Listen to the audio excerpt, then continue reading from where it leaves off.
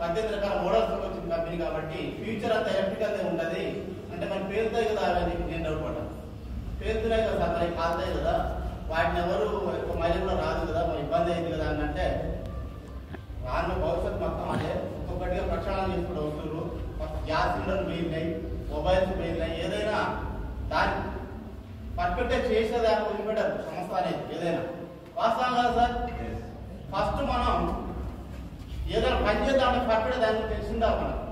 ఇప్పుడు మనం tape record క్యాసెట్లు వాడుతున్నామా, సీడీలు వాడుతున్నామా, అంత ఆండ్రాయిడ్ అయిపోయింది. అంటే మొబైల్స్ అయిపోయినాయి, ఎవరి ఫోన్లు వాళ్ళు చూసుకోవచ్చు. అంటే మొబైల్స్ ఉన్నాయి ఏదో గ్యాస్ సిలిండర్ పేలినా సార్. మరి గ్యాస్ సిలిండర్ పేలడం అనేది అనుభవంతో సమానం, అది వాస్తవం కదా. మరి ఇవాళ ప్రతి ఇంటికి ఒక గ్యాస్ సిలిండర్ ఉందా కదా సార్? 2 సిలిండర్లు ఉన్నాయి, ఒకటి అయిపోతే ఇప్పుడు స్పేర్లా. దాన్ని వాడుకునే విధానాన్ని బట్టి వాడుకుంటేనే గ్యాస్ ఉంటుంది. ఎట్లాగో ఉంటుంది కదా అని చెప్పి చెట్టపడి వాడుకుంటుందా సార్? అనుభవంతో సమానం. ఫస్ట్ పేలినాయి కాలినాయి జాగ్రత్త పాటించుకుంటూ వాడుకుంటూ ముందుకు పోతున్నాం మనం. ఎలక్ట్రికల్ వెహికల్ ఫస్ట్ పేలినాయి కాలిన తర్వాత దాని మాడిఫికేషన్ లో బ్యాటరీ అనేది రెడాక్ కంపెనీ తోటి ట్యాప్ అయి సెల్ సిస్టమ్ తోటి మనకు రామ్ సార్ క్లియర్ చెప్పింది దాకా.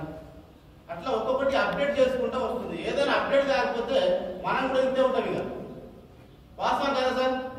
మన అప్డేట్ కాకపోతే ఉన్న పని అదే ఉంటుంది, ఫుడ్కైతే ఇబ్బంది ఉండదు, ఎటువంటి అవసరం ఉంటుంది, నడుస్తూ ఉంటుంది.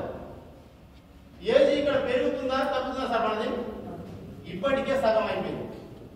ఈ సగంలో కనీసం పిల్లల ఫీజులు, ఒక చిన్న ఇల్లు, ఒక కారు, డ్రీమ్స్ ఉంటాయి సార్ చెప్పినట్టు. ఎందుకంటే సార్ రామ్ సార్ మొత్తం 99% ఆయన చెప్పిండు, మాకు చెప్పడానికి ఏం లేదు.